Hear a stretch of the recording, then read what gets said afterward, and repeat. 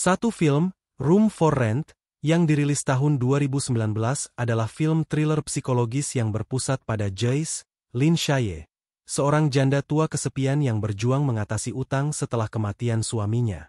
Untuk memenuhi kebutuhan hidup, ia memutuskan untuk menyewakan kamar kosong di rumahnya. Film ini mengeksplorasi tema kesepian, obsesi, dan ketidakstabilan mental, dengan penampilan Lynn Shaye sebagai Joyce menjadi sorotan utama. Kisah ini kemudian berkembang menjadi kisah menegangkan tentang seorang perempuan yang rela melakukan apapun untuk mendapatkan apa yang ia yakini pantas ia dapatkan. Film dibuka dengan suasana duka yang menyelimuti Joyce, karena suaminya yang bernama Fred meninggal dunia. Di acara duka tersebut Nyonya Joyce tampaknya sangat bersedih karena tidak ada satupun kerabatnya yang menghadiri acara duka tersebut kecuali tetangganya sendiri. Setelah selesai mengkremasi jenazah suaminya, Joyce membereskan kamar dan meja suaminya, termasuk menyimpan abu di laci meja. Di laci meja, Joyce mendapati beberapa majalah dewasa. Ternyata Fred suka liatin cewek-cewek seksi. Esok harinya, Joyce pergi ke bank untuk memeriksa rekening Fred. Barangkali masih ada saldo yang masih bisa dipakai. Ternyata Joyce apes. Bukannya saldo, tapi malah hutang sebesar $6.000 Amerika. Dan saldo yang tersisa hanyalah $2.200 Amerika. Dan itu belum cukup untuk melunasi hutang suaminya tersebut. Scene berpindah ketika Nyonya Joyce sedang berjalan-jalan melihat sebuah taman. Lalu terlihat sekelompok anak muda yang tampaknya sedang berkumpul. Tanpa diduga, sekelompok anak muda tersebut mengeluarkan kata-kata yang tidak pantasnya membuat Nyonya Joyce marah. Entah apa penyebabnya sehingga para remaja itu iseng banget melecehkan Joyce. Kita gak tahu cerita di baliknya. 5 Joyce yang suka membaca novel percintaan, sedang berada di perpustakaan. Dia meminjam sebuah novel, yang gambar covernya cukup menggairahkan. Sampai 2 mbak librarian terlihat keheranan, karena ada wanita yang sudah cukup tua, meminjam buku kayak gitu. Ketika menuju pintu keluar, Joyce melihat sebuah brosur iklan Bread and Breakfast, yaitu aplikasi pencarian penginapan. Joyce pun langsung mendapatkan ide untuk menyewakan kamar di rumahnya, untuk mendapatkan tambahan penghasilan. Tak lama berselang itu, akhirnya Nyonya Joyce pun mendapatkan pelanggan pertamanya, yang bernama Sarah dan pacarnya yang bernama Edward. Ketika sedang melihat-lihat kamar, tampaknya Edward tidak menyukai kamar tersebut karena ukurannya yang agak kecil. Singkat waktu, terlihat Nyonya Joyce dan Sarah pun semakin akrab, di mana mereka berjalan-jalan dan saling bercerita tentang kehidupan mereka satu sama lain. Lalu ketika sedang di rumah, Edward pun datang dan mengajak Sarah untuk berkemas. Karena Edward sudah menemukan tempat penginapan yang baru. Dan hal ini membuat Nyonya Joyce semakin merasa kesepian. Ketika Joyce baru pulang berbelanja di minimarket, ia kembali diganggu oleh sekelompok anak muda. Ia pun dilecehkan dan diperlakukan tidak manusiawi oleh anak-anak muda tersebut. Hal ini membuat Joyce merasa marah dan trauma. Adegan berpindah ketika Joyce kembali mengunjungi perpustakaan. Terlihat tampaknya ada seseorang yang sedang mencari penginapan. Ia bernama Bob. Lalu Joyce pun menawari tempat penginapannya kepada Bob. Dan Bob pun menyetujuinya. Karena saya memiliki ruang yang baru. Kamu ingin melihatnya? Bob. Saya Joyce. Singkat waktu, pagi pun tiba. Ketika Bob sedang bersantai, Nyonya Joyce pun menyediakan makanan dan pelayanan yang terbaik kepada Bob. Hal ini yang membuat Bob semakin betah tinggal di rumah itu.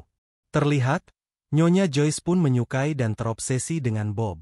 Diam-diam, ia memasuki kamar Bob dan memulai menggunakan semua barang-barang yang dimiliki Bob seperti deodorant, parfum, dan sikat giginya.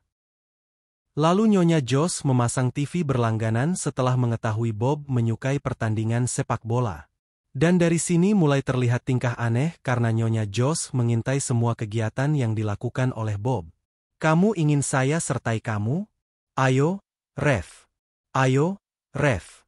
Tanpa disadari, Terdengar suara gaduh dari balik jendela. Ternyata itu adalah anak-anak muda yang mengganggunya Joyce kemarin. Kali ini mereka melemparkan semua telur ke jendela rumahnya Joyce. Hal ini membuat Bob marah dan memukul mereka. "Hei, apa kabar denganmu? Dia cuma seorang wanita yang manis. Saya pikir mungkin kalian bisa meninggalkannya."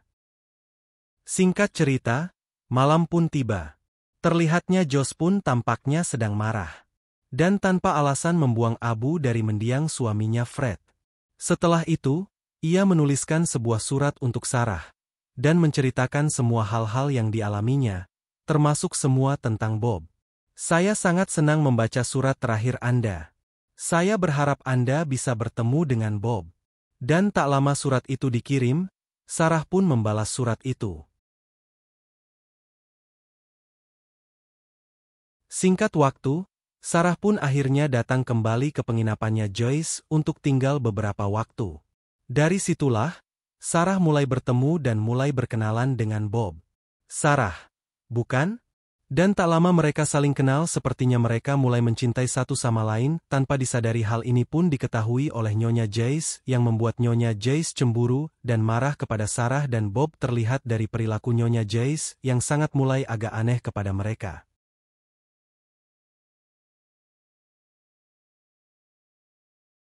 Ketika Sarah sedang berjalan-jalan di halaman rumah dan tanpa disengaja Sarah melihat ke arah rumah tetangga dari Nyonya Joyce, karena penasaran Sarah pun menghampiri rumah tersebut, dan mulai menyapa satu sama lain. Ia bernama Nyonya Gladys. Dari sini kita akan mengetahui fakta yang sebenarnya, dan Nyonya Gladys pun mulai bercerita kepada Sarah bahwasannya 30 tahun yang lalu, Nyonya Joyce pun sedang mengandung seorang anak, tetapi hal ini diketahui oleh Fred suaminya. Karena ia tidak menyukai anak-anak, maka dari itu Fred memaksa Nyonya Joyce untuk menggugurkan kandungannya.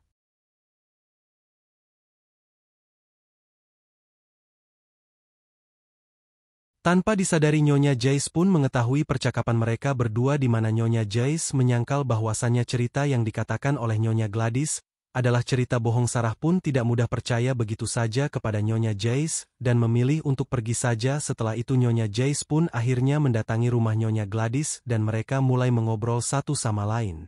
Nyonya Joyce pun menceritakan bahwasannya Sarah adalah orang yang tidak baik dan memalukan. Ketika Nyonya Gladys sedang membaringkan dirinya, Nyonya Joyce pun mengambil bantal dan mulai membekap Nyonya Gladys hingga ia tewas.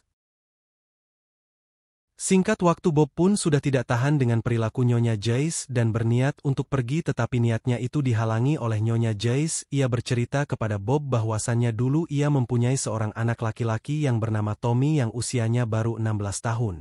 Dan dia sudah meninggal dunia. Dari sini, Bob pun mulai kasihan melihat Joyce dan mengurungkan niatnya untuk pergi.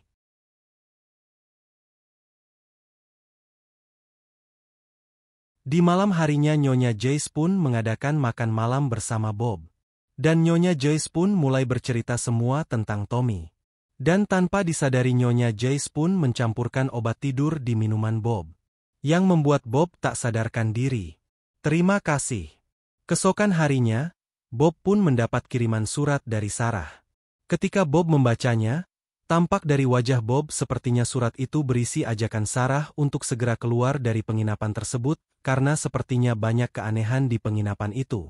Setelah membaca surat dari Sarah, Bob pun semakin yakin dan berniat untuk meninggalkan penginapan itu karena ia menemukan kejanggalan bahwasannya tidak ada foto Tommy yang sering diceritakan oleh Nyonya Joyce.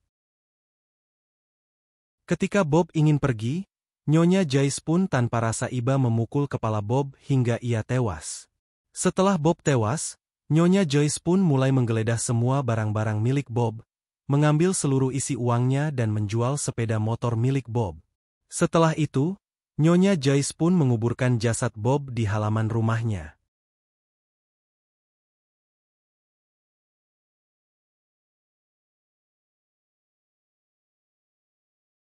Setelah kejadian itu, Nyonya Joyce pun berniat untuk mengunjungi Australia. Sebelum Nyonya Joyce pergi, Sarah pun datang menemui Joyce untuk pertemuan terakhir kalinya. Sarah sempat aneh mengetahui ada pohon apel baru di depan rumah Joyce, dan tanpa ia sadari, itu adalah tempat Bob dikuburkan di sana. Scene ditutup dengan memperlihatkan sebuah kamar bayi yang mungkin itu adalah harapan Jace untuk mempunyai seorang putra. Dan film pun berakhir.